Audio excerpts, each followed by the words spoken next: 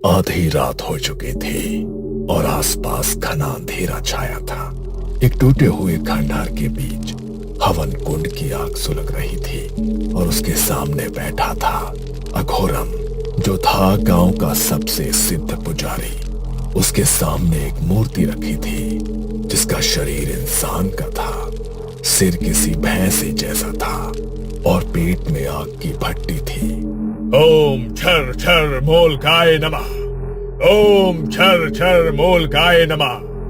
ओम छर छर मोलकाय नमः। जैसे ही अघोरम ने मंत्र पूरा करके हवन कुंड में राख डाली और एक छोटे से शिशु को सामने रखी मूर्ति के पेट की ओर उछाल दिया। जैसे ही बालक उस भट्टी में पहुंचा, एकाएक वहां से आग की लपटें धधकने लगी और मूर्ति की आंखों से तेज लाल प्रकाश निकलता नजर आने लगा।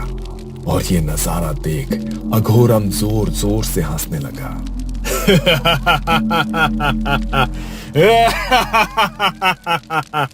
तुम जाग उठे मोलक देव, तुम जाग उठे। अब सब मंगल ही मंगल होगा। जंगल के अंधेरे को मूर्ति के पेट की आग ने रोशन कर दिया था। अगली सुबह सारे गांव में खबर फैल गई। सुना भैया, कल रात अघोरम ने मोलक देव को जगा दिया है। बलि स्वीकार हो गई है। लगता है अब ये फसलों की आग सूखा खत्म हो जाएगा। अरे ये किसी और के बस का काम था भी नहीं, ये सिर्फ अघोरम ही कर सकते हैं। तभी तो वो गांव के सबसे सिद्ध पुजारी माने जाते हैं। मोलक की सेवा में तनिक भी गलती हो जाए तो जान पर बनाती है, लेकिन अघोरम बाबा के रहते हमारे गांव का कभी अमंगल हो ही नहीं सकता। हाँ, लेकिन अब वही होगा जिसके लिए सारे गांव का दिल थर थर कांपता है। हर अमावस को बलि देनी होगी। अघोरम मोलक का सेवक था।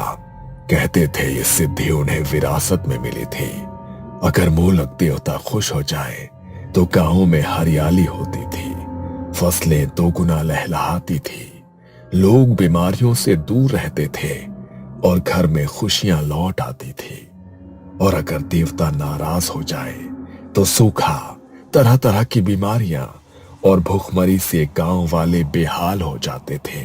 इसलिए अघोरम हर साल अपनी जान पर खेलकर वो हवन करता था, क्योंकि मोलक के भोग में हुई एक गलती, मतलब साधक की बलि। नहीं, मैं भूखी मरने को तैयार हूँ, बीमारी भी झेल लूंगी, लेकिन अपने बच्चे की बलि नहीं दूंगी। फसल में आग लगी तो लगी, मेरा बच्चा इसकी भरपाई क्यों करेगा? बात को समझो सरला, ये तुम्हारे बच्चे की बलि नहीं है, ये तो पूरे कबीले की रक्षा के लिए मोलक का प्रसाद बनेगा। गांव की रक्षा के लिए उसे सालों सालों तक याद रखा जाएगा। हर दिन पहला निवाला तेरे बेटे के नाम का निकालेंगे गांव वाले।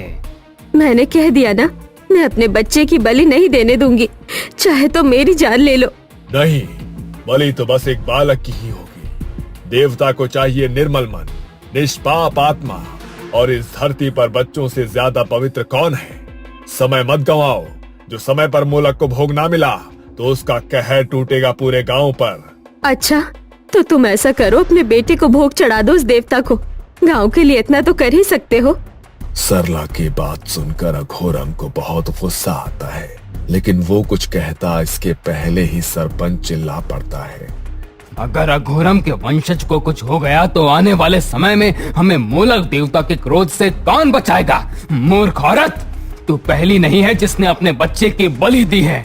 इस बरस मोलक देवता ने तेरे लड़के को चुना है, इसलिए अपने आप को भाग्यशाली समझ और हट हमारे रास्ते से।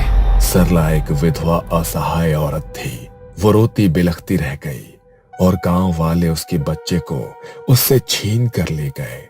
उसे खंडहर की ही एक काल कोठरी में रखा गया। बच्चा एक कोने में डरा सहमा बैठा था जब अचानक से दरवाजा खुला और बाहर की रोशनी अंदर आई। कौन? सामने से एक भारी डरावनी हंसी आई। मोलक देवता।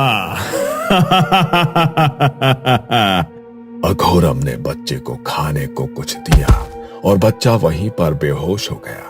थोड़ी देर बाद अघोरम उसे गोद में लेकर मोलक की मूर्ति के आगे बनाई गई एक चिता पर लिटा देता है और मूर्ति की तरफ देखकर बोलता है, अग्नि साक्षी बन, पवित्र आत्मा अर्पित है। इतना कहकर अघोरम बच्चे को मोलक की मूर्ति को समर्पित कर देता है। मूर्ति के पेट से तेज लपटें उठने लगती हैं। एक अजीब सा सन्नाटा पसर जाता है। रात का अंधेरा इतना गहरा था कि लगता था जैसे जंगल ने चांद को ही निगल लिया हो। अघोरम की सांसें तेज थी। उसकी आंखें अचानक लाल हुई और शरीर अकड़ने लगा। उसने किसी जानवर की तरह आसमान की ओर मुंह करके एक डरावनी आवाज निकाली और फिर मूर्ति की तरफ देखने लगा।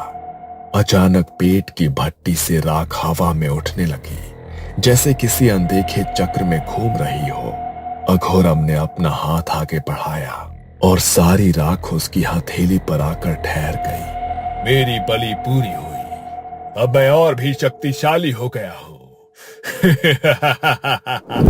मूर्ख गांव वाले इतना भी नहीं समझते कि ये सूखा जली हुई फसलें और गांव की महामारी कोई देवता का श्राप नहीं है। ये इस अघोरम का षड्यंत्र है। देवता अघोरम देवता ही सबसे बड़ा देवता है। उसकी नसें उभारने लगी और आंखों के अंदर हल्की लाल चमक तैर गई। खंडहर की दीवारों पर उसकी परछाई 3 गुना बड़ी दिखाई देने लगी। राकेश ने देखा कि गांव के एक पुराने मंदिर में कुछ बच्चे खेल रहे हैं। उन्होंने जमीन पर मिट्टी से एक मूर्ति की आकृति बना रखी थी और एक बालक उसके ठीक सामने आंखें बंद किए किसी योगी की मुद्रा में बैठा हुआ था। अरे बच्चों, क्या खेल रहे हो? बलि का खेला। बच्चे की बात सुनकर राकेश चौंक जाता है। क्या क्या कहा? बलि का खेल? ये कैसा खेल हुआ भला? बाबा, पूरे गांव में महामारी फैल गई है, लोग मर रहे हैं, कुछ करो। देवता को प्रसाद अर्पण करना होगा। देव चाहे तो धन बल अनहोनी महामारी सब बदल सकते हैं। अमावस्या को छोटू की बलि देनी होगी, उससे देवता खुश होंगे। बोलो, दे सकोगे? बच्चों की बात सुनकर राकेश के पांव डर से कांप उठते हैं। ये छोटे छोटे बच्चे किस खेल की बात कर रहे हैं? ये सब डरावनी बातें इनके मन में आई कहां से? क्या यहाँ कुछ ऐसा चल रहा है जो सही नहीं है? वो कुछ और पूछता, इसके पहले ही सरपंच के आदमी वहां आ जाते हैं। शहरी बाबू, आपको सरपंच जी ने बुलाया है, चलिए।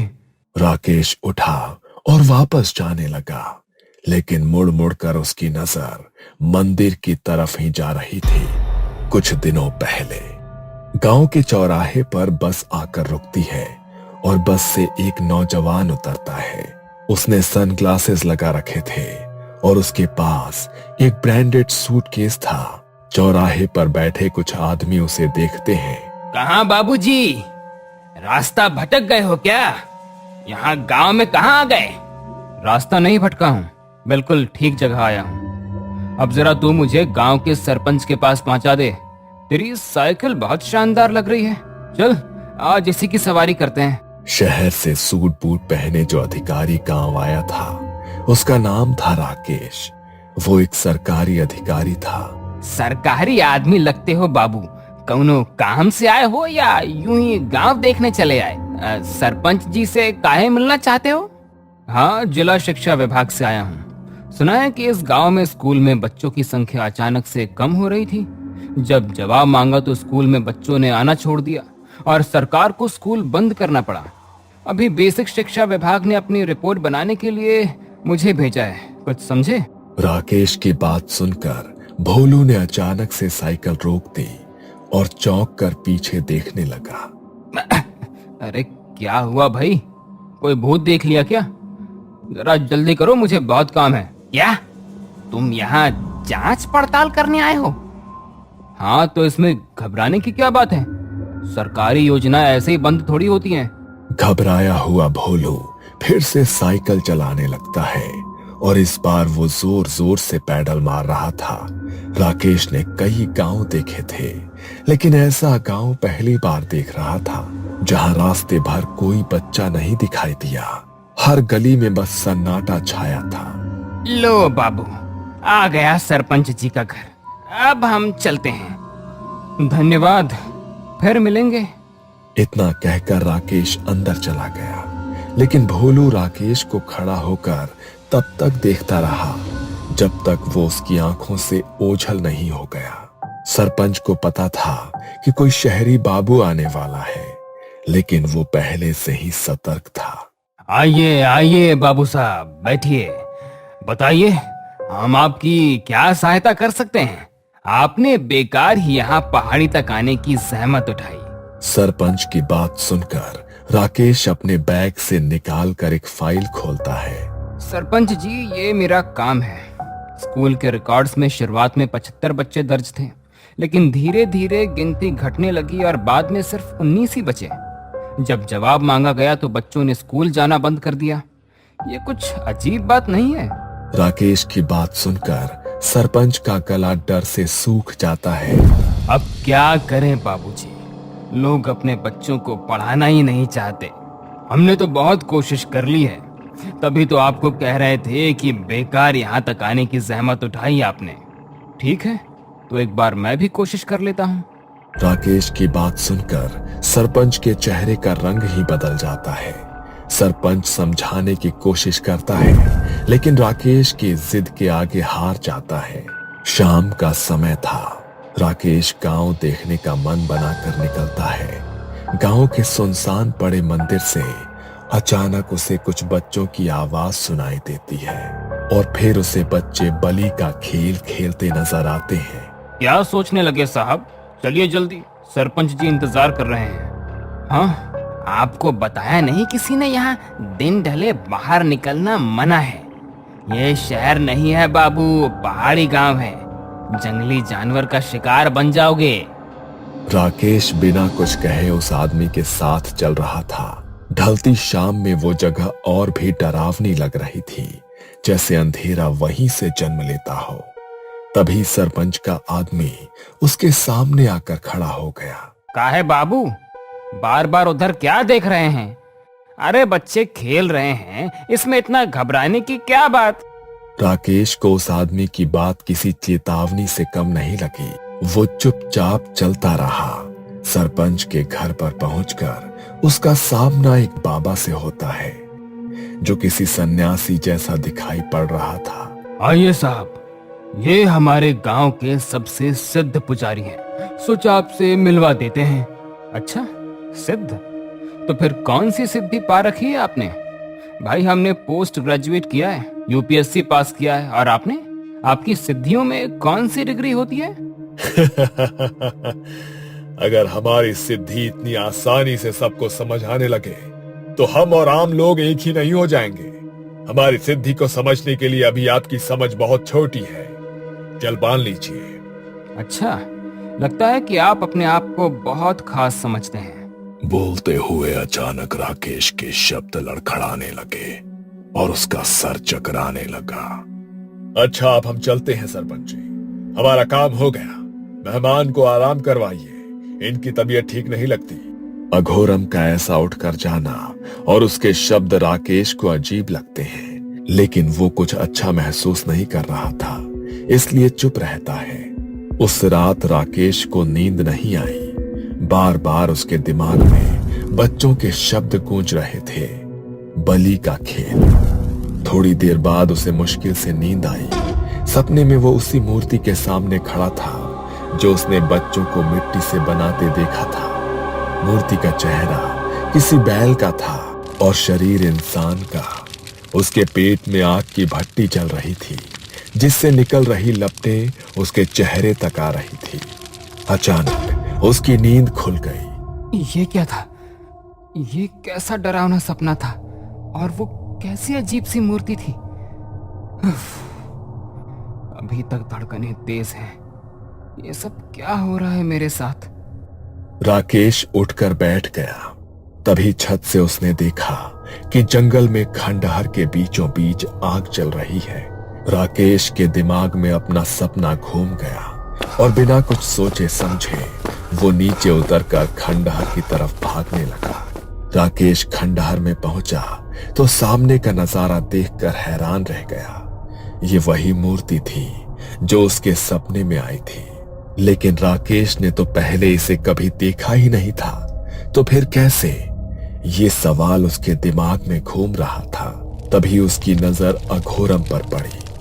अघोरम हवन कुंड के सामने बैठा था। उसकी आंखें बंद थी, लेकिन उसके होठ लगातार मंत्र बुदबुदा रहे थे। हवा बिल्कुल स्थिर थी, जैसे समय खुद ठहर गया हो। राकेश ने महसूस किया कि हवन की आग सामान्य नहीं थी, उसकी लपटें कुछ अलग सी थी। ये सब देखकर राकेश धीरे धीरे दबे पांव एक टूटी दीवार के पीछे छिप गया। और तभी अघोरम ने बिना आंखें खोले कहा, छिप कर क्यों देख रहे हो सरकारी बाबू? अब यहाँ तक आ ही गए हो तो आओ, सामने आ जाओ। अघोरम की बात सुनकर राकेश का दिल जोर से धड़क उठा और वो धीरे से बाहर आया। ये सब क्या हो रहा है? यही आपकी सिद्धि पाने का राज है क्या? हर बात जानने की बहुत चाहत है आप में, लेकिन कुछ राज ऐसे होते हैं जिनसे दूर ही रहना चाहिए। तुम मुझे सीधा सीधा जवाब दो कि गांव के बच्चे कहाँ गायब हो रहे हैं? क्या ढोंग है ये? कैसा अंधविश्वास है? तुम मासूम गांव वालों को बेवकूफ बना रहे हो ना? अघोरम जोर से हंस पड़ा। उसकी हंसी बहुत डरावनी थी। तुम शहर वाले एक गलती करते हो, जो समझ नहीं आता उसे अंधविश्वास कह देते हो। ये कोई अंधविश्वास नहीं। अगर ये गांव आज भी जिंदा है तो सिर्फ मेरी वजह से।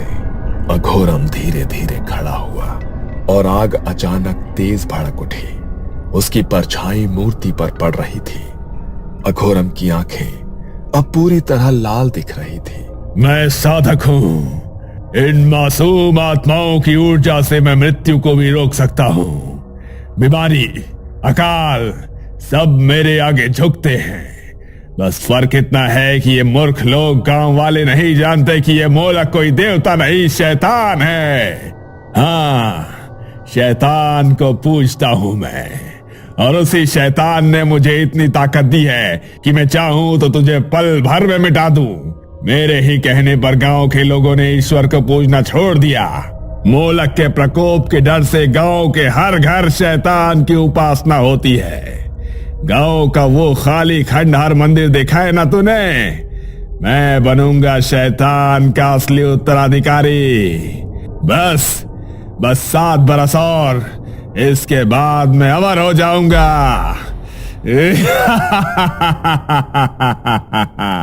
अघोरम की बातें सुनकर राकेश का चेहरा पीला पड़ गया। दरिंदगी की भी एक सीमा होती है, लेकिन अपनी काली विद्या के लिए तुमने उस हद को भी पार कर दिया। उन मासूमों की बलि चढ़ाते हाथ नहीं कांपे तुम्हारे? तुम खुद को पुजारी कहते हो? अरे तुम तो कातिल हो, कातिल। अपनी काली विद्या के लिए हमारे बच्चों को जला डाला, और हम सोचते रहे तू पुजारी है जो हमारी रक्षा कर रहा है। अघोरम पहली बार पीछे हटा। उसे समझ नहीं आया जो लोग उसके नाम से कांपते थे आज उसकी आंखों में आंखें डालकर कैसे खड़े थे। इसने तुम्हें क्या पढ़ा दिया है जो तुम इसकी बात मान रहे हो? देवता नाराज हुए तो प्रकोप झेलना पड़ेगा। पीछे हटो। इस गांव में आते ही मुझे समझ आ गया था कि बच्चे यूं ही गायब नहीं हो रहे हैं, और तुम्हें रंगे हाथों पकड़ने के लिए ही मैं यहाँ रुका था। कल शाम शरबत में मुझे कुछ मिलाकर तुमने ही पिलाया, मैं ये भी जानता हूँ। मैं यहाँ गांव के आदमी लेकर आया तो राकेश बाबू को रोकने था, लेकिन यहाँ आकर जो सुना उससे तेरा सारा सच पता लग गया। अघोरम के पसीने छूटने लगे। उसका काला सच सामने आ चुका था, और तभी एक बूढ़ा आदमी आगे आया। उसके हाथ कांप रहे थे। 20 साल पहले ये मेरे पोते को भी देवता की इच्छा कहकर ले गया था और उसकी बलि चढ़ा दी थी। मेरा नन्हा सा बच्चा, इसके साथ भी ठीक वैसा ही होगा। इसे इसी की जलाई आग में झोंक दो। अघोरम ने घबराकर भागना चाहा, लेकिन गांव वालों ने उसे जकड़ लिया। आज कोई तंत्र विद्या काम नहीं आने वाली थी। अघोरम की लाल आंखें सिर्फ राकेश को घूरे जा रही थी। सबने मिलकर उसे मोलक के पेट में जल रही आग में फेंक दिया। सुनसान खंडहर अघोरम की चीखों से गूंज उठा, और फिर एकदम से सन्नाटा छा गया।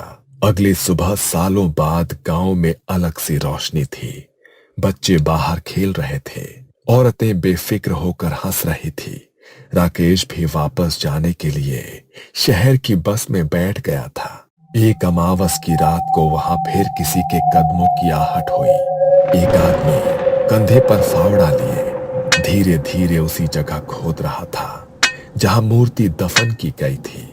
पहले मिट्टी हटती गई और फिर पत्थर हटे और फिर उस आदमी का फावड़ा किसी कठोर चीज से टकराया। एक ठक की आवाज आई और वो आदमी घुटनों के बल बैठ गया। उसने अब अपने हाथों से मिट्टी हटाई और जैसे ही मूर्ति का सिर बाहर आया, उसके होठ पर एक मुस्कान फैल गई। पिताजी, वापस लौटने का समय आ गया है। आपकी साधना अधूरी नहीं रहेगी। जोर से बिजली चमकी और एक पल के लिए उस आदमी का चेहरा रोशन हुआ। वही लाल आंखें, वही खतरनाक मुस्कान। वो कोई और नहीं बल्कि अघोरम का बेटा था।